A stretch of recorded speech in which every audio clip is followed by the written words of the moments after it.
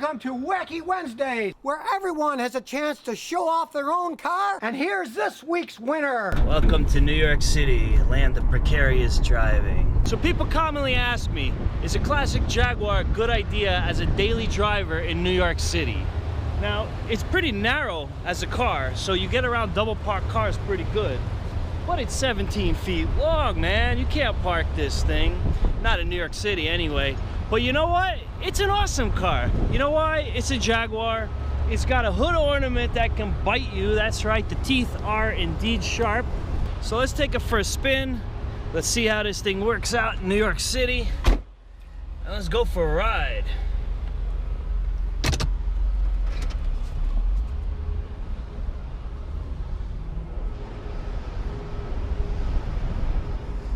Man, this thing is a blast to drive.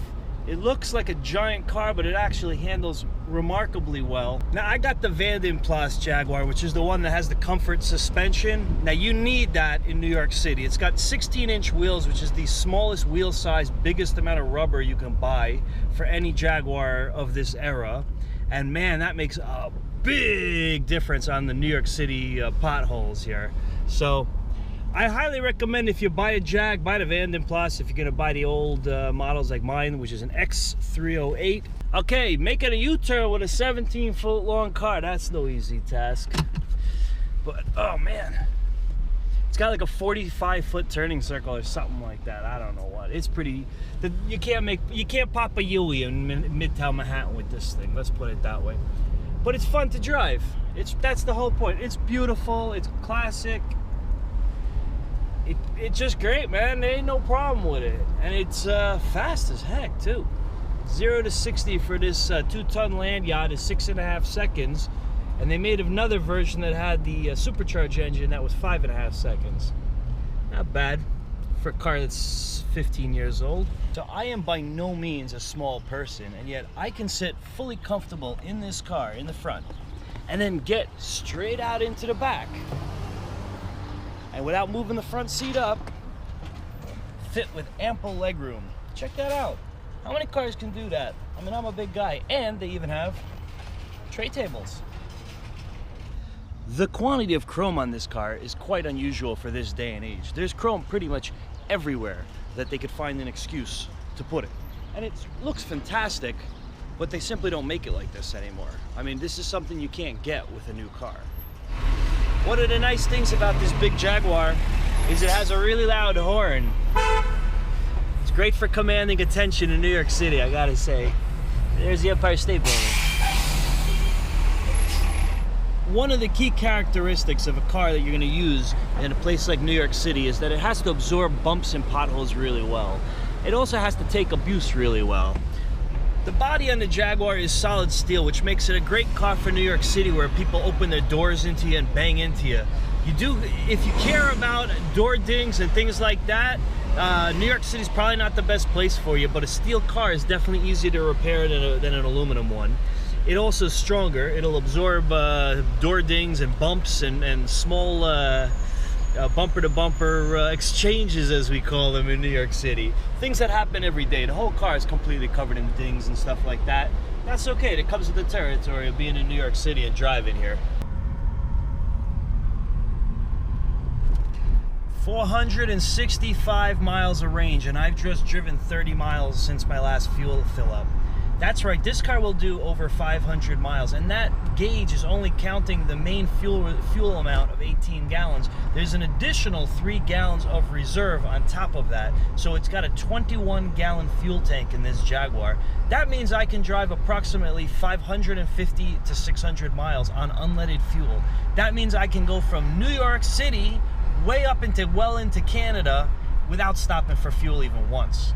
This is a Jaguar, man, and this is the unleaded version. The diesel one will do well over 700 miles, and the guys on the TV show Top Gear, they even took that challenge, and it worked just like a charm. This car will go and go and go like the Energizer Bunny.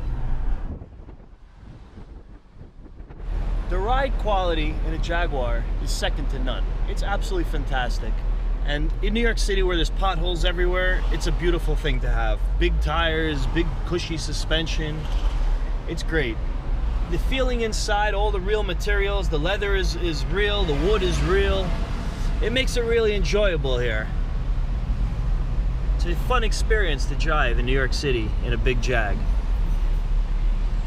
So one reason why this Jaguar is a particularly good car for a city car for New York City, when you're here and you're in bumper-to-bumper traffic with an average speed of about 12 miles per hour daily, it's nice to have a very comfortable environment to be in. I'm 6 feet tall. I'm fitted in here beautifully. There's plenty of room behind me in the back seat if there were passengers. I'm in my own cocoon in the middle of the busiest city in the entire world. I mean, this place is great. I love New York City, but having a nice cocoon car is just a blast. I love it.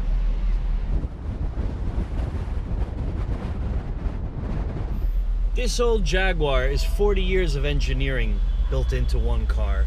I mean, this car was introduced in the early 1960s and hasn't changed all that much ever since. Basically, they gave it a new V8 engine back in the year 97 or 98. And other than that, new interior refinements and things like that, it's the same car. It's a 45, 50-year-old engineering, which is great because everything is refined and perfect. You don't have the modern technologies, but you do have something that works pretty much flawlessly. And it's great for getting around New York.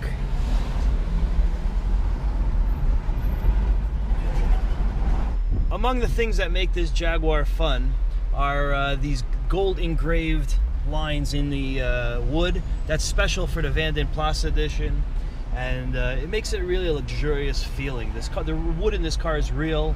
It's even cut from one giant tree apparently. That's why all the panels match in grain. They're also unique in that respect. Every car has a unique wood grain to it, and it's fun that way. So Jaguar reliability, is it reliable? This car is 15 years old with 143,000 miles on it, and honestly, nothing goes wrong. Nothing, not real problems anyway. I mean, you get the rubber parts have worn out. I had to change like the suspension components that dry rotted, but other than that, car's just perfect. There's no dash lights on, nothing wrong with it. The thing just drives, and it's got good brakes too. Hold on, I think I might need them.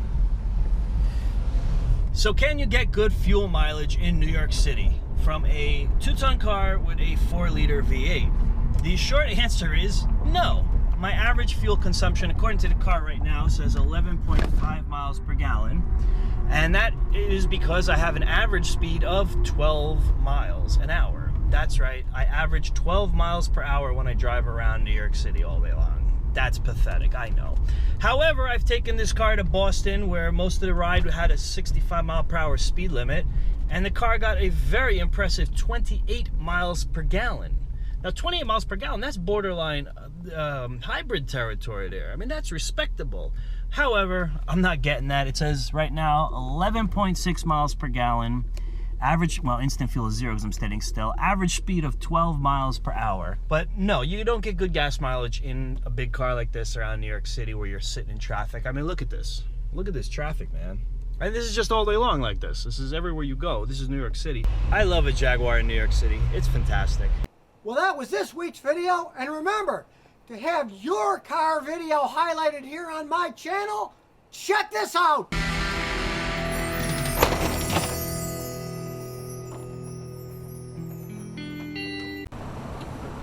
So if you never want to miss another one of my new car repair videos, remember to ring that bell!